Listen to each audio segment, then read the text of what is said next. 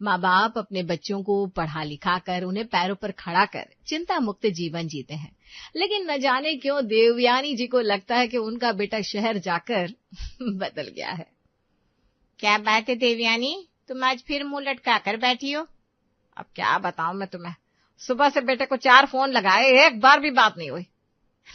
शहर की हवा में रच बस गया है तुम्हारा बेटा। मैंने तो पहले ही कहा था यहीं रखो, तुम इन्हें पढ़ाया लिखाया।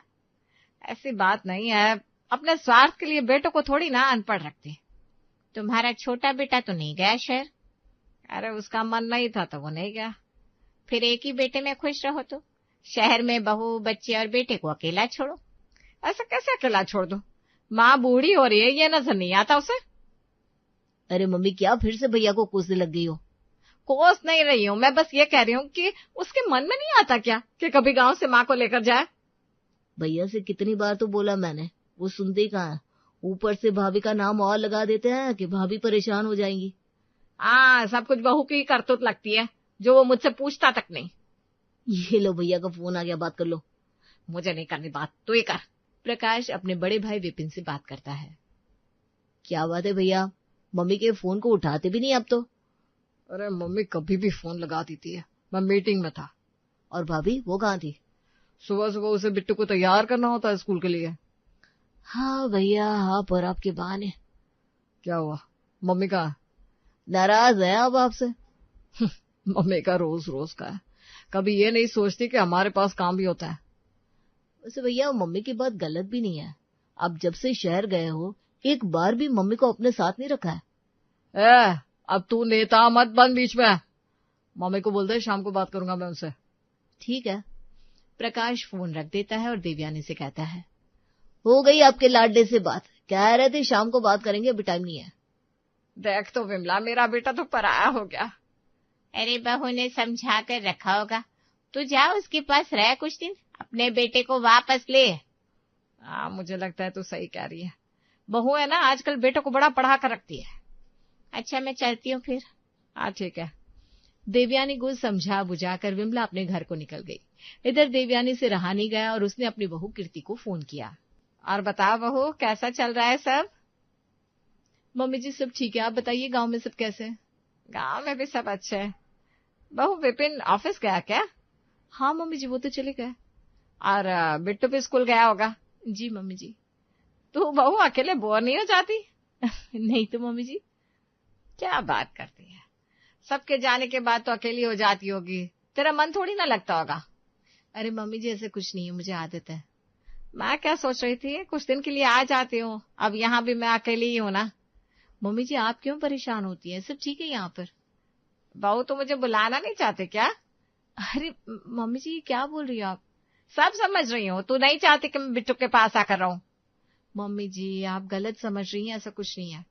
मेरा बेटा महीने के 50,000 कमाता है, लेकिन अपनी माँ को अपने साथ नहीं रख सकता। मम्मी जी आप मेरी बात को समझिए, मैं तो बस। मुझे बात ही नहीं करनी। अरे मैं तो। देवयानी बिना कुछ सुने फोन काट देती है और मुंह बनाकर बैठ जाती है। शाम के वक्त विपिन घर आता है और कीर्ति को उदास देखकर पूछता है, क्या हुआ, इतना टेंशन में क्यों? मम्मी जी ने तो ठान लिया है। क्या ठान लिया? यही कि रोज मुझे फोन लगाएंगे और ताने मारेंगे। अरे यार, मम्मी को समझा समझा कर थक गया मैं। रुको अभी फोन लगाता हूँ। अरे मत लगाओ, फिर आपको जोरू का गुलाम कहेंगी। तुम शांत रहो, मैं मम्मी से बात करता हूँ। विपिन अपनी माँ को फोन करता है। स्क्रीन पर विपिन का नाम देखकर देवयानी मन ही मन कहती है, आ गया वापस, अब कुछ सिखा दिया होगा बहू ने। लगातार फोन बजता देखकर प्रकाश अपनी माँ से कहता है, अरे मम्मी फोन को घूरने से फोन उठ नहीं जाएगा, जवाब दीजिए। हाँ भाई हाँ। देवयानी फोन उठाकर कान से लगा लेती है। मम्मी आपने क्या बोला कीर्ति को? मैंने तो बस ये कहा कि मेरा बेटा इतना अच्छा खासा कमाता है, लेकिन फिर भी अपनी बूढ़ी माँ को अपने साथ नहीं रख सकता। मम्मी आपको पता है ऐसा कुछ नहीं है, आपको शहर में क्या ही अच्छा लगेगा। क्यों क्यों अच्छा नहीं लगेगा भला? मम्मी शहर में रहना गांव में रहने जैसा आसान नहीं है। क्या कहना चाहता है तू कि शहर में पढ़े लिखे लोग ही रह पाते हैं? नहीं वो मतलब नहीं था मेरा। अरे खूब समझ रही हूँ, कोई बहू थोड़ी ना सास को अपने पास बुलाएगी। चल ठीक है, नहीं आती मैं। अरे अब बुरा मत मानिए, आपकी टिकट करा देता हूँ, आप आ जाइए। तो सच कह रहा है क्या? हाँ, अब आपकी मर्जी है, आ जाइए शहर में। अरे मेरा राजा बेटा। देवयानी का सारा गुस्सा छूमंतर हो जाता है और वो भागते हुए अपनी पड़ोसन विमला के घर जाती है। क्या हुआ देवयानी, अब इस उम्र में ऐसे भाग दौड़ करोगी तो कमर लचक जाएगी। अरे भाग दौड़ क्या, मेरा तो उछलने कूदने का मन कर रहा है। क्यों भला? वो इसलिए कि मेरे बेटे ने मुझे शहर बुला लिया है। क्या बात कर रही है? और नहीं तो क्या, अब देखना मैं शहर में जाकर रहूंगी और बहू को कब्जा नहीं करना दूंगी। ठीक है, अब जा शहर जाने की तैयारी कर। चलती हो। कुछ ही दिनों में देवयानी और प्रकाश विपिन के घर आ जाते हैं। लो मम्मी, अब तुम खूब आराम से रहो यहाँ। हाँ तो मेरे बेटे का घर है, आराम से ही रहूंगी। मम्मी जी आप थक गई होंगी, बैठ जाइए, मैं नाश्ता लेकर आती हूँ। ठीक है। विपिन जरा किचन में आकर मेरी मदद कर देना। और चलो आता। कीर्ति किचन में आते ही विपिन से कहती है, सुनिए, बात सिर्फ मम्मी जी की हुई थी, देवर जी कैसे आ गए, अब ये कहाँ रहेंगे? अरे वो बस छोड़ने आया होगा, यहाँ थोड़ी ना रुकेगा। ठीक है, वैसे भी जगह कहाँ है इतनी?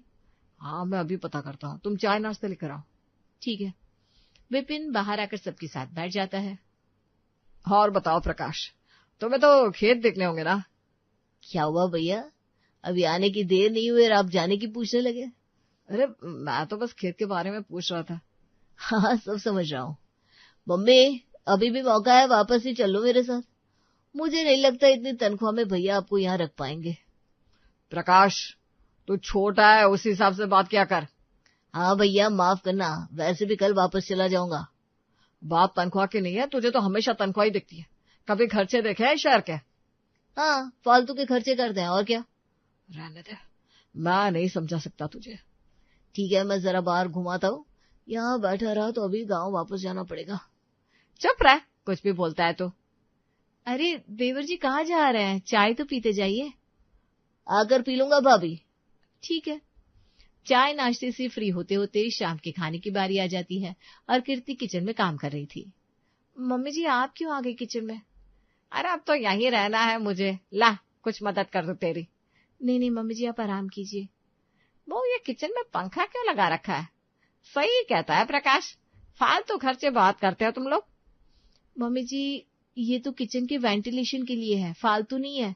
ये नहीं लगाएंगे तो यहाँ सांस कैसे आएगी? बताओ, कभी खराब हो जाए तो तुरंत ठीक भी तो करवाना पड़ता होगा।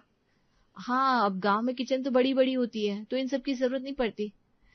बहुत तेरे शब्दों से साफ पता चल रहा है कि तू मुझे गांव वापस भेजना चाहती है। अरे ऐसे क्या बोल दिया मैंने? वो तो अब तू ही जाने, मैं तो चली। देवयानी किचन से बाहर आ जाती है, तभी दरवाजे की घंटी बजती है।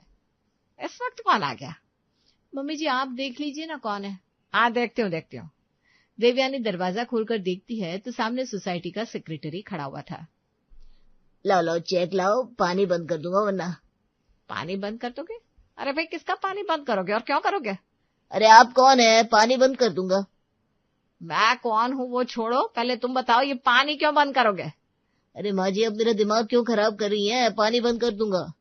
मैं दिमाग खराब कर रही हूँ? क्या फालतू के इल्जाम लगा रहे हो मुझ पर? एक तो मेरा समय खराब कर रहे हो। मम्मी जी कौन है? अरे फालतू आदमी है, कह रहा है पानी बंद करेगा। पानी क्यों बंद होगा, हमने तो बिल भर दिया है। अच्छा अब समझी, ये मुझे लूटना चाहता है धमकी देकर। अभी डंडा निकालती हूँ। अरे माँ जी क्या कर रही हो, मैं तो मेंटेनेंस का चेक लेने आया हूँ, पानी बंद कर दूंगा। नहीं देना मैं कोई भी चेक, जाओ यहाँ से। अपनी बहू को बुलाइए आप। ओ कीर्ति मैडम पानी बंद कर दूंगा। मेरी बहू को धमकी दे रहा है, रुक जा अभी सबक सिखाती हूँ। ये आवाज तो अमर जी की है। मम्मी जी कहीं इन्हीं से तो बात नहीं कर रही। कीर्ति किचन के सारे काम छोड़कर बाहर आती है और देखती है उसकी सास सोसाइटी के सेक्रेटरी से बहस करने में लगी हुई थी। अरे मम्मी जी रुक जाइए। पाओ देख तो कैसा आदमी है, जा ही नहीं रहा यहाँ से। मम्मी जी आप अंदर जाइए और ये लीजिए आप 5,000 का चेक। समझाइए अपनी सास को, पानी बंद कर दूंगा। देख बहू फिर से धमकी देकर गया। अरे नहीं मम्मी जी ये इनकी आदत है बार बार बोलने की, पानी बंद कर दूंगा, ऐसा कुछ करते नहीं है ये। अच्छा और ये चेक किस लिए दिया तूने? ये मेंटेनेंस का चेक होता है, देना पड़ता है। अब शहर में खर्चे कम थोड़ी ना है। फालतू के 5,000 चले गए। खाना बन गया है, आप आ जाइए। हाँ ठीक है। सभी खाना खाने बैठ जाते हैं। ये क्या बहू, एक ही सब्जी और चावल भी नहीं है? हाँ मम्मी जी एक ही सब्जी, एक ही तो बनती है यहाँ। फिर क्या खा रहे हो तुम लोग? तभी मैं कहूं कि विपिन इतना कमजोर क्यों होता जा रहा है, तो खाना ढंग से खिलाती नहीं। मम्मी जी सब्जी कितनी महंगी है, एक साथ बनाऊंगी तो हफ्ते भर की सब्जियां 2 दिन में खत्म हो जाएंगी। अरे तो महंगी के चक्कर में खाना छोड़ दोगे क्या? मम्मी जी शहर की और गांव की गृहस्थी में अंतर होता है, यहाँ गांव के हिसाब से नहीं रह सकते। अच्छा, इसका मतलब तू कह रही है कि मुझे घर चलाना नहीं आता? नहीं ऐसा नहीं है मम्मी जी, अब हर बात को उल्टा क्यों समझ लेती है? अब तू यह भी तो कह रही है मेरे अंदर दिमाग नहीं है। मुझे कुछ कहना ही नहीं है। कीर्ति खाने के टेबल से उठकर चली जाती है और देवयानी विपिन की तरफ देखकर कहती है, देख देख अपनी पत्नी को। मम्मी अब थोड़ा समझिए ना, उसका घर है, उसे चलाने दीजिए, इतने साल से चला रही है, कुछ तो आता होगा उसे भी। ये बोला जोरू का गुलाम। मैं वापस गांव ही चली जाऊंगी। नहीं कोई नहीं जाएगा, आप यहाँ रहने आई हैं और यहीं रहेंगी। ठीक है, तो अब मैं भी बहू को सिखा दूंगी कि घर कैसे चलाया जाता है। ठीक है, लेकिन झगड़ा नहीं करना है। सोच लीजिए मम्मी, आप रह लेंगी ना? अरे तू क्यों बीच में भड़का रहा है? ठीक है, कुछ नहीं बोलता मैं। अगले दिन प्रकाश गांव वापस लौट जाता है और घर में बस देवयानी और कीर्ति बचते हैं। मैं ऑफिस जा रहा हूँ, प्लीज आप लोग कोई झगड़ा मत करना। अरे मैं क्या लड़ाकू नजर आती हूँ? नहीं नहीं, मेरी आंखें ही ऐसी होगी। ठीक है, मैं जाता हूँ। विपिन के ऑफिस जाने के बाद देवयानी घर में यहाँ वहां घूमने लगती है। क्या हुआ मम्मी जी, ऐसे क्या देख रही हैं आप? मैं तो बस ये देख रही हूँ, तुमने ये घर में सोफा कुर्सी टेबल सब डाल रखा है, फालतू का खर्चा है। मम्मी जी गांव में लोगों को जमीन पर बैठने में कोई परेशानी नहीं होती होगी, शहर में तो रखना पड़ता है ये सब, और सोसाइटी में सोसाइटी की तरह ही रहेंगे ना। अच्छा, और ये किचन में क्या क्या जोड़ रखा है? सैंडविच मेकर, माइक्रोवेव और न जाने क्या क्या। बिट्टू के स्कूल में अलग अलग तरह का लंच ले जाना होता है, इसलिए सब लेना पड़ा। ये सब फालतू का खर्चा है, तो हाथ से नहीं बना सकती? तब तक तो बस निकल जाएगी ना। ला, अब बस से जाता है तो उसका अलग खर्चा होता होगा। हाँ, बस वाले को 5,000 देते हैं। तुम लोग छोड़ के नहीं आ सकते? मम्मी जी ये गांव नहीं है जो पास में सब कुछ हो, स्कूल बहुत दूर है, और गांव में तो लोग एक दूसरे का बच्चा छोड़ आते हैं और ले आते हैं, यहाँ थोड़ी ना ऐसा होता है। अच्छा समझ गई, फिर भी ये तो थोड़ा ही खर्चा हुआ, मेरा बेटा तो 50,000 कमा रहा है। मम्मी जी अब आप यहाँ रहने आ गई है ना, आराम से हिसाब किताब लगाइए, आपको तो सब फिजूल खर्ची लगता होगा। और क्या लगना क्या है, करते ही क्या हो तुम लोग, इसलिए तो कुछ बचता नहीं। मैंने तो 15,000 में घर चलाया है। मैं तो कुछ नहीं कर सकती। अगले दिन सभी लोग साथ में बैठे हुए थे, तभी देवयानी बोली, ओह कितनी गर्मी हो रही है। सुनिए विपिन, एसी की सर्विस करवा लीजिए, अब तो बहुत गर्मी हो गई है। हाँ अभी बुला लेता हूँ। विपिन एसी सर्विस करने वाले को बुलाता है। अभी देखिएगा मम्मी जी आप, ये गर्मी में जेब कैसे ठंडी हो जाती है। गांव में तो ना एसी की जरूरत ना किसी चीज की। ये गांव थोड़ी ना है मम्मी जी। एसी वाला सर्विस करके चला जाता है और विपिन अपना बैंक बैलेंस चेक करके कहता है, गाड़ी की सर्विस, बीमा पॉलिसी, अब एसी, बिट्टू की स्कूल फीस, उसकी बस फीस, घर का राशन। हे भगवान कीर्ति, इसमें से क्या क्या बचा हुआ है अभी तो बस मेंटेनेंस दिया है, एसी आज हो गया, बीमा अपने आप कट जाएगा, और अभी तो स्कूल फीस बची है, राशन भी, और इसी महीने गुप्ता जी के बेटे का बर्थडे भी है। इतने खर्चे, ये खत्म ही नहीं होते, और कितना कमाऊं मैं। अरे तू क्यों परेशान होता है, सब हो जाएगा। मम्मी ऐसे सब कहाँ होता है, मेहनत करनी पड़ती है। अच्छा सुनिए, आप पैसे दीजिए, मैं राशन लेकर आती हूँ। ये लो 8,000। इससे ऊपर दीजिए, अब तो मम्मी जी भी यही है, ज्यादा लगेगा ना अब। कीर्ति की बात सुनकर देवयानी मन ही मन सोचने लगती है, मैं क्या बोझ बन रही हूँ, मेरा बेटा मेरे ही खर्चे नहीं उठा पा रहा है। अरे हाँ मम्मी, तुम्हें कुछ और तो नहीं चाहिए, बता दो, साथ में आ जाएगा। नहीं नहीं कुछ नहीं चाहिए मुझे, मैं जरा कमरे में आराम कर लूं। मम्मी जी उस कमरे में एसी नहीं है, गर्मी अब ज्यादा है, आप बिट्टू के कमरे में चली जाइए। मम्मी दादी मेरे कमरे में रहेगी तो मैं पढ़ाई कैसे करूंगा? कोई बात नहीं, मैं इसी कमरे में ठीक हूँ। कोई बात नहीं, मैं मम्मी के लिए दूसरा एसी लगवा देता हूँ। हैं? और नहीं तो क्या, अब तो मम्मी यहीं रहेगी तो गर्मी में थोड़ी ना छोड़ दूंगा। ठीक है। देवयानी अपने कमरे में लौट आती है। गांव में तो कम से कम राशन पाने की व्यवस्था होती थी, यहाँ तो सब खरीद खरीद के लाना पड़ता है। मम्मी जी मैं बाजार जा रही हूँ, आप चलेंगी क्या? नहीं बहू तू चली जा। ठीक है। देवयानी का मन अपने कमरे में नहीं लगता तो वो बाहर आती है और देखती है विपिन हिसाब किताब में लगा हुआ था। क्या हुआ बेटा, परेशान क्यों है? कुछ नहीं मम्मी, इस महीने इतना खर्चा हो गया कि गाड़ी की किस्त निकालना मुश्किल लग रहा है। बेटा गाड़ी ली ही क्यों? तू बस या ऑटो से ऑफिस जा सकता है। जा तो सकता हूँ, लेकिन टाइम पर पहुंचने की भी कोई बात होती है। बस ऑटो सवारी भरते हुए जाते हैं। अच्छा, वैसे मैं क्या कह रही थी, मुझे वापस भेज दे। क्यों? अभी तो आप आई हो। बेटा वो मन नहीं लग रहा मेरा, यहाँ तो कहीं बाहर भी आ जा नहीं सकती। गांव में खुला खुला लगता है, सब बढ़िया लगता है। कहीं आप मेरी वजह से तो नहीं जा रही? मैं आपके कमरे में एसी लगवा दूंगा मम्मी। अरे बेटा तू परेशान मत हो, तेरे सर पर वैसे ही बहुत खर्चे हैं, मैं तो कभी कभी आती रहूंगी। अरे पर एक हफ्ता तो रुको, मैं बिट्टू को समझा दूंगा। अरे नहीं नहीं, अब बिट्टू बड़ा हो गया है, उसे दादी की कहानियां थोड़ी न सुननी है, पढ़ाई करने दो उसे, उसकी परीक्षाएं हैं। वैसे मम्मी आपको यही लगता था ना कि मैं आपको अपने साथ नहीं रखना चाहता?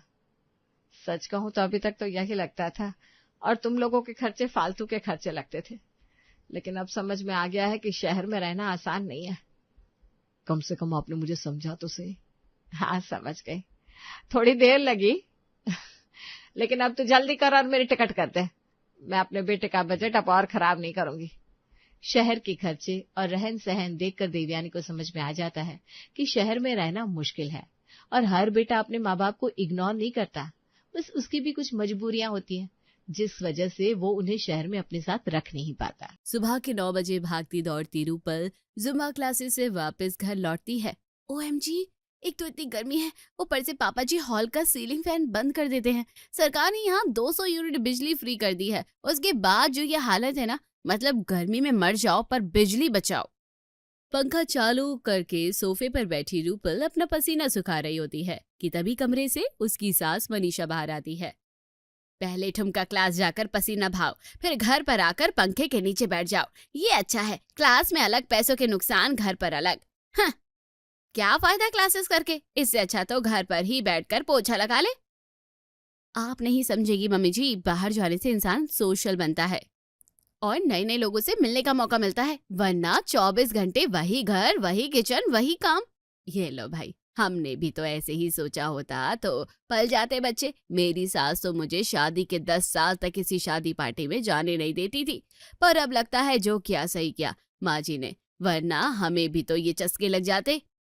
उस जमाने और अब के जमाने में बहुत फर्क है मम्मी जी, अब लोग जीना चाहते हैं। हाँ तो जिंदगी तो ऐसे ही जी जाती है बहू, ये आजकल लारा लप्पा ज्यादा ही हो गया है। छोड़, तूने वो रील देखी मैंने व्हाट्सएप पर भेजी थी कि कैसे बहुएं पहले घर पर तो चलना नहीं चाहती, फिर जिम ज्वाइन करके ट्रेडमिल पर चलती हैं। अरे मम्मी, मैं सोच रहा था कि तुम्हारे घुटनों के दर्द के लिए एक थेरेपी की क्लास ज्वाइन करवा दूं, तुम बोलो करोगी क्या? हाँ हाँ बेटा, फ्री में करवा रहे हो तो क्लासेस मेरा एडमिशन करवा दे, पैसे लगेंगे तो छोड़ दे। थेरेपी में क्या ही करते हैं, गर्माहट ही तो देते हैं। मैं खुद गर्म कपड़ा घुटनों पर रख लूंगी। यहाँ गर्मी में खुद लोग उबले जा रहे हैं और ये गर्म कपड़ा लगाएंगी पैरों पर, इसलिए तबीयत खराब होती है तुम्हारी। और ये सीलिंग फैन किसने चालू कर लिया है? ये छत की गर्माहट खींचता है, आग लगा दो घर में सब। मैंने किया है पापा, दिन भर आप सब तो हवा में रह लेते हैं, पर मेरा दिन तो किचन में ही जाता है ना। ऊपर से किचन में एग्जॉस्ट भी नहीं लगाता मेरा पति। 2 मिनट जरा पसीना सुखा लो, उसके बाद नाश्ता बनाने जाऊंगी। रूपल 10 मिनट बाद रसोई में नाश्ते की तैयारी करने चली जाती है। अपनी खिड़की से वैशाली, अरे रूपल आज बड़ी देरी कर दी। 9 बजे कौन सी देरी होती है भाभी? ये तो तू इसलिए बोल पा रही है क्योंकि तेरे सास ससुर तेरी बात सुन लेते हैं, वरना मेरे यहाँ 6 बजे तक नाश्ता तैयार रहता है। 6:30 बजे तक को तो मेरे ससुर जी नाश्ता भी कर लेते हैं। इतने लाए की गर्मी पड़ रही है तो सास को छाछ चाहिए होती है, किसी के लिए नमकीन छाछ बनाती हूँ तो किसी के लिए मीठी लस्सी, ऊपर से बेटे को स्कूल भी भेजना होता है। अच्छा तो सारा काम आप ही कर चुकी है तो फिर किचन में क्यों आई है? अच्छा नहीं, ठंड का मौसम है ना तो किचन में खुद को गर्म रखने आई होगी भाभी आप, है ना? तू भी ना रूपल बड़ा मजाक करती है। मैं तो दोपहर के खाने की तैयारी करने आई थी, अभी दाल चावल भिगोकर छोड़ दूंगी, फिर चली जाऊंगी आराम करने, फिर सीधा 12:30 बजे आऊंगी किचन में और आधे घंटे में दोपहर का खाना तैयार कर दूंगी। अब गर्मी में जितना कमरे के अंदर रहा जाए उतना अच्छा है। तू भी जल्दी उठाकर, तो ये धूप नहीं सहनी पड़ेगी। रूपल फटाफट आलू की सब्जी बनाती है और कुछ रोटियां सेक कर अपने ससुराल वालों के लिए बाहर टेबल पर लाकर परोस देती है। अरे यार मम्मी, इतनी गर्मी में गर्म रोटी मेरे गले से नीचे तो नहीं उतरेगी। और ये रोज रोज भाभी आप आलू की सब्जी क्यों बना देती है? हाँ बहू, कोई और सब्जी भी बना लिया कर। आज तीसरा दिन हो गया है आलू की सब्जी खाते हुए। इतनी गर्मी में जितना मुझसे हो सकता है मैंने कर दिया है मम्मी जी। अब जिसे खाना खाना पसंद नहीं आ रहा है तो वो खुद भी बना सकता है। और जहां तक की रही गरम रोटी की बात, तो दीदी जब रात की ठंडी रोटियां बच जाती है तो कोई खाना नहीं चाहता, इसलिए मैंने रात को गिनती की रोटियां बनाई थी जो रात को ही खत्म हो गई है। इतनी गर्मी में पसीने से तरबतर होकर भी मैंने सबके लिए नाश्ता बनाया, पर ये नहीं कि कोई तारीफ करे, कमियां निकालने सब आ गए। ये कहकर रूपल अपना नाश्ता लेकर अपने कमरे में चली जाती है। राज भी पीछे पीछे उसे मनाने लग जाता है।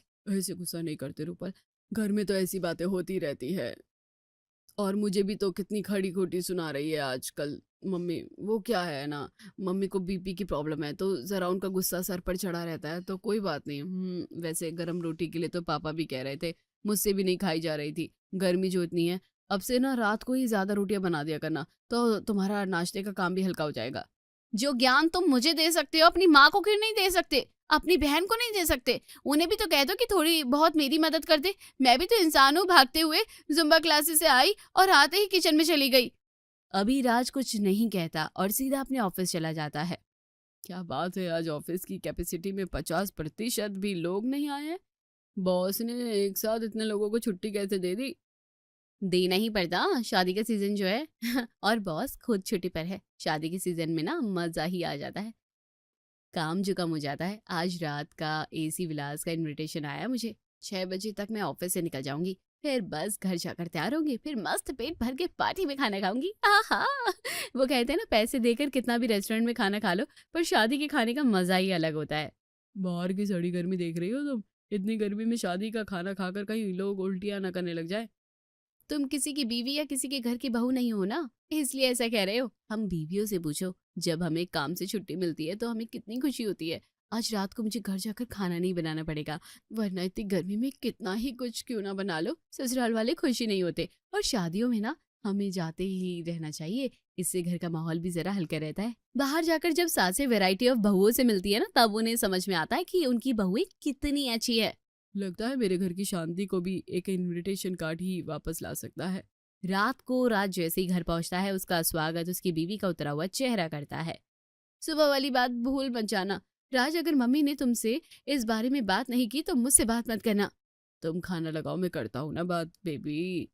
रूपल रात के खाने की तैयारी करती है। वहीं आलू की सूखी सब्जी और पराठे, पर गरम नहीं, ठंडे पराठे। खाना टेबल पर लगता है। खाने का पहला निवाला मुंह में लेते ही मनीषा बोल पड़ती है, तेरे ससुर के जबड़े में दांत नहीं है बहू, ऐसी सूखी रोटी और सूखी सब्जी कैसे खाएंगे ये? कम से कम कोई गीली सब्जी तो बनानी चाहिए थी। बीच में बोलने के लिए माफी चाहता हूँ मम्मी, पर मतलब रूपल के आने के पहले मेरे और मेरे पापा के लिए खाना तुम ही बनाती थी, झाड़ू पोछा बर्तन सब कुछ तुम ही करती थी। अब तो तुम पूरी तरह से फ्री हो तो थोड़ा बहुत रूपल को हेल्प तो कर सकती हो ना। मतलब वो भी इंसान है और इतनी तेज गर्मी पड़ रही है, और सिर्फ मम्मी क्या, एक तो तुम भी तो कॉलेज के बाद फ्री रहती हो, आराम से भाभी की हेल्प कर सकती हो, पर नहीं, तुम्हें तो बैठे बैठे सिर्फ चीजों में कमी निकालनी है। देख रहे हैं पापा, ये मेरा वही भाई है जो मेरी छोटी छोटी ख्वाहिशों का ध्यान रखता था। रात के 12 बजे भी अगर मैं चाउमीन मांग लूं तो मेरा ये भाई मेरे लिए चाउमीन लेकर आता था, नहीं तो मम्मी से बनवाता था। पर अब अपनी बीवी पर आ गई तो तू बदल गया। भैया देख लो मम्मी, अभी तो तुम दादी बनी भी नहीं हो, अभी से ये हालात है, पता नहीं मेरी शादी के बाद क्या होगा। देख बेटा, मुझे नहीं पता किसका क्या होगा क्या नहीं होगा, तुम भाई बहन के बीच की बात तुम दोनों समझो। पर एक बात मैं साफ साफ कह देती हूँ राज, बहू आ चुकी है, मेरा काम खत्म हो गया है रसोई में। गल कर तुझे पाल पोस कर बड़ा कर दिया मैंने, तेरी शादी भी करवा दी, अब इसके ऊपर तू मुझसे कोई उम्मीद मत रखना। आप लोग जरा शांत हो जाइए, हर वक्त ऐसे झगड़ा करना अच्छा नहीं लगता। आजकल हमारे घर में कुछ ज्यादा ही कलेश हो रहा है। अगली सुबह बढ़ती गर्मी के कारण मुरारी की आंख सुबह जल्दी खुल जाती है और बाहर टहलने के लिए वो निकल जाता है। अरे राज की माँ सुबह सुबह मोहल्ले में क्या कर रही है? पिछली रात आप वर्मा जी की पार्टी में नहीं दिखी भाभी? हाँ, इत्तेफाक ही समझिए इसे। इधर हमें बार बार घर से बाहर जाना पड़ रहा है और उसी वक्त कार्ड लेकर आते होंगे सब। मतलब आपको अभी तक कोई कार्ड नहीं आया है? अरे रे, क्या बताओ भाभी, मेरा तो हर रोज बाहर खाने में निकल रहा है। इस गर्मी में तो मजा ही आ गया। सुबह नाश्ता हम लेट से करते हैं, उसके बाद दोपहर में खाते ही नहीं। खाली पेट जो रहना होता है तब जाकर रात को पार्टी में भर पेट प्लेट उड़ा सकेंगे। और इसी सब में पिछले 5 रातों से तो हमारे घर में डिनर बन ही नहीं रहा। बहू को भी आराम हो जाता है, बाहर पूरा परिवार घूमने जो चला जाता है, तो मेरा भी जरा मूड फ्रेश रहता है और उसका भी। हाँ, तो हमारे भी इनविटेशन कार्ड आ जाएंगे। ऐसे भी अभी तो बहुत लगन बाकी है। अपने माथे पर शिकन लेकर मनीषा वापस घर लौट आती है। मुरारी सब कुछ नोटिस कर रहा होता है। कुछ देर बाद उसकी बहू अपना बैग उठाकर कमरे से फोन पर बात करती हुई बाहर निकलती है। शादी का इनविटेशन नहीं बहन, गर्मियों में तो कोई इनविटेशन ही नहीं आया मेरे पास। अब इतनी गर्मी में शादी कौन करता है? अरे ये क्या बात हो गई? तू मुझे ताने दे रही है? मतलब कार्ड नहीं आया इसलिए मैं जानबूझकर गर्मियों की शादियों की बुराई कर रही हूँ? प्लीज यार, तुझे हर बात को ना गलत तरीके से ही लेना होता है। तू मुझे फोन ही मत किया कर। बाय। वही मैं सोचूं, जो नंद भाभी एक दूसरे के बिना 1 मिनट नहीं रहती थी, वो सास जो अभी बहू को दुनिया भर का कलेश सुनाती थी, वो आज खुद अपनी बहू से कैसे कलेश कर रही है? तो कारण है शादी का न्योता। वहां राज शादी के इनविटेशन के बारे में सोच रहा था तो यहाँ मुरारी के दिमाग में भी वही बातें चल रही थी। और 2 दिन बाद वो हो जाता है जिसका सभी को इंतजार था। दरवाजे पर कोई घंटी बजा रहा है। देख ले बहू, भगवान की दया से आपके भी दोनों पैर सलामत है मम्मी जी। और अब तो आप किचन में झूठे बर्तन रखने तक नहीं चाहती हैं, तो इतने के बाद दरवाजा तो आप ही खोल सकती हैं। बड़ी जल्दी रंग दिखा दिया भाभी आपने मुझे। तो शर्म आती है खुद पर कि मैंने कभी आपको अपनी भाभी के रूप में स्वीकार किया था। रहने दो मम्मी, मैं ही जाकर दरवाजा खोल देती हूँ। और अगर कोई पार्सल होगा ना तो कह देना भाभी से, अगर प्रीपेड हुआ तो पार्सल मेरे कमरे में जाएगा, क्योंकि दरवाजा मैं खोल रही हूँ। एकता आगे जाकर जैसे ही दरवाजा खोलती है, दरवाजे पर मिस्टर एंड मिसेस शेखावत होते हैं, हाथ में शादी का कार्ड लेकर। नमस्ते भाभी जी, बेटे की शादी है, पूरे परिवार के साथ आना है आपको। 2 दिन का फंक्शन है, सूफी नाइट्स और शादी। अरे आंटी जी डोंट वरी, इस कार्ड की तो हमें कमी थी। हम जरूर से आएंगे। बस कार्ड के आते ही तीनों जैसे फिर से एक हो जाती है। भाभी जो गाउन आप लेकर आई थी ना, वो ब्लैक स्लीवलेस वाली, वो है ना? मैं पहनूंगी वो। कलर भी ब्लैक है और सूफी नाइट में अच्छा भी लगेगा। खुद तो तेरी खरीदारी खत्म होती नहीं, गिन के तेरी भाभी के 2-4 कपड़े लाती है और उस पर भी तेरी नजर रहती है। कोई जरूरत नहीं है। कितने मन से बहू वो गाउन लेकर आई है, एक बार पहना भी नहीं उसने। बहू सूफी नाइट्स में तू वही गाउन पहनने ला। मैं तो पहन लूंगी मम्मी जी, पर आपके पास काले कलर का क्या है? और सूफी नाइट्स में डार्क कलर की ड्रेस ही अच्छी लगेगी। मैं क्या सोच रही थी, हम शाम को ना शॉपिंग करने चलते हैं। आपके लिए काली साड़ी ले लेंगे और दीदी के लिए भी कोई फैंसी फैंसी से। ठीक है ना दीदी? और इसी बात पर जैसे ही सूरज ढलता है, रूपल अपनी ननद और सास के साथ शॉपिंग पर निकल पड़ती है। अरे वाह, कहाँ निकली सवारी? वो क्या है भाभी, हमारे घर ना शादी का कार्ड आया है। अब किसी ने इतने प्यार से न्योता दिया है तो इनकार भी नहीं कर सकते ना। तो बड़े रिजॉर्ट में फंक्शन है, बस वहीं जाने की शॉपिंग करने जा रहे थे। अरे नहीं नहीं, जाना तो चाहिए। घर का कोई भी एक मेंबर मुंह दिखाकर आ जाए, क्योंकि शादी में खाना बड़ा दुश्वार हो गया है। अभी जिसके बारे में सुन लो सबकी तबीयत खराब है। मतलब बाहर कहीं चाट पुछ के खा लो ना, या किसी शादी में खा लो, तबीयत जो खराब होगी कि बाथरूम के चक्कर ही लगते रह जाएंगे। इतनी गर्मी है कि 2-2 घंटे में तो दूध ही फट रहा है। बोलना तो नहीं चाहिए वैशाली, अब तुझे न्योता होता होगा धर्मशालाओं से, जहाँ पंखे भी नहीं चलते होंगे। ऊपर से 200-400 लोग एक ही काउंटर पर धक्का मुक्की करते होंगे। हमें तो बड़े से रिजॉर्ट का ऑफर आया है, वहाँ हमें सिर्फ बैठना होता है, वेटर खुद खाना लेकर आते हैं। चल बहू तू भी क्या रुक गई, हमें देरी हो रही है। रात को राज जब घर में वापस लौटता है, देखता है कि घर पर ताला लगा हुआ है। हेलो पापा, लगता है बात बहुत ज्यादा बिगड़ गई है। मम्मी घर छोड़कर चली गई और एकता और रूपल भी नहीं है। आप जल्दी से घर आ जाइए, घर के बाहर ताला लगा हुआ है। मुरारी हड़बड़ा जाता है और दुकान की शटर डालकर जैसे ही अपने घर पहुंचता है तो देखता है कि उसके घर पर तो हंसी खुशी का माहौल छाया हुआ है। तू तो कह रहा था कि घर पर ताला लगा हुआ है। हाँ लगा हुआ था पापा, पर आपके आने से पहले, लेकिन सब वापस आ गए। आपको पता है हमारी टेंशन खत्म हो गई है। मम्मी रूपल और एकता के बीच में दोस्ती हो गई है, क्योंकि शादी का कार्ड आ गया है। आप भी कपड़े तैयार कर लीजिए, एक दिन सूफी नाइट से और उसके बाद शादी का फंक्शन। 2 दिन भर कर खाएंगे और पूरे दिन रिजॉर्ट में रहेंगे। मैंने तो ऑफिस में भी अभी से छुट्टी डाल दी है। नहीं नहीं, तुम सब जाओ, एक कार्ड पर इतने सारे लोग जाएंगे तो ठीक नहीं लगेगा। और ऊपर से इतनी गर्मी है, इतनी भीषण गर्मी में मुझसे तो बाहर का खाना खाया नहीं जाएगा। आपके कपड़े मैंने तैयार कर दिए हैं पापा, आपको मेरी कसम चलना है आपको। और वैसे भी आपके खास दोस्त के बेटे की शादी है, आप ही नहीं जाएंगे तो अच्छा नहीं लगेगा ना। 2 दिनों के बाद आखिर वो सुबह आ ही जाती है जिसका सभी को बेसब्री से इंतजार था। जैसा रूपल के ससुराल वालों को पसंद था, ठंडी रोटी के साथ वो भिंडी की सब्जी और मीठी दही लेकर आती है। इतनी मेहनत करने की क्या जरूरत है भाभी? भिंडी क्यों बनाई? रात के आलू की सब्जी पड़ी होगी ना, वही खा लेते हम। नहीं तो दही भी काफी मीठी है। नहीं मम्मी, मम्मी कहाँ खो गई हो? बेटा ये सोच रही थी कि मेरी नई वाली सैंडल कहाँ रखी है। आप काली साड़ी के नीचे ये रोजमर्रा वाली चप्पल तो नहीं पहन सकते ना, मैं नीचे अच्छी सैंडल ही पहनूंगी। हाँ हाँ, कितने दिनों बाद घर पर फिर से वही माहौल दिख रहा है पापा, मजा आ गया। मजे मजे में ज्यादा नाश्ता मत करना भैया, लिमिटेड ही खाना खाना। फिर रात को हमें पार्टी में जाना है और कल तो पूरे दिन का न्योता है, मजे ही मजे होंगे। नाश्ते के बाद राज अपने ऑफिस के लिए निकल जाता है और मुरारी दुकान के लिए। मैं जल्दी से बर्तन साफ कर लेती हूँ मम्मी, और मैं कपड़े धो लेती हूँ। तू एक काम कर एकता, तू घर का झाड़ू पोछा लगा दे, उसके बाद हम तीनों 2-3 घंटे के लिए आराम से सो जाएंगे तो शरीर को राहत भी मिल जाएगी और फिर पार्टी में फ्रेश भी लगेंगे हम। घर का काम निपटा कर तीनों लेडीज सो जाती है और उठने के बाद फटाफट सूफी नाइट्स में जाने के लिए तैयार होने लगती है। कितनी गर्मी हो रखी है भाभी, बाल अगर बांध कर जाऊंगी तो अच्छा नहीं लगेगा, और बाल खोल कर जाओ तो यहाँ 2 मिनट भी बैठा नहीं जा रहा। मेरा भी तो यही हाल है।